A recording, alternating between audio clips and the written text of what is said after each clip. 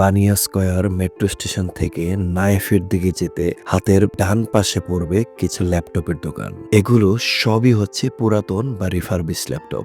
আর যদি নতুন কিনতে চান তাহলে অবশ্যই চলে যাবেন দুবাই মলে। এমন কোনো শোরুম নাই যেটা আপনি পাবেন না দুবাই মলের মধ্যে। দাম হবে আকাশচুম্বী। যাই হোক, এই ল্যাপটপের দোকানগুলো থেকে যখন ল্যাপটপ কিনবেন যাচাই বাছাই করে কিনবেন।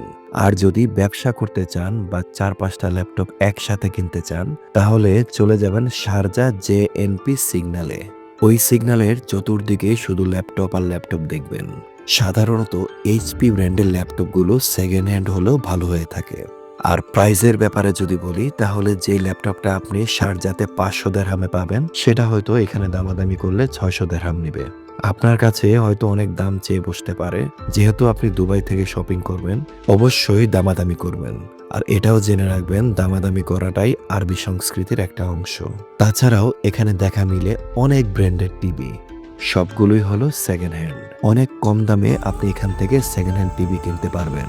অনেক হাঁটাহাঁটির পর ক্লান্ত হয়ে শেষ পর্যন্ত 2টা লাবান আপ একসাথে কিনে ফেললাম। বাংলাদেশের লাবানের চেয়েও অনেক টেস্টি এই 1 দিরহাম মানে 33 থেকে 34 টাকার এই লাবান আপগুলো খেয়ে নিজেকে হালকা শীতল করে বাসার উদ্দেশ্যে রওনা দিলাম।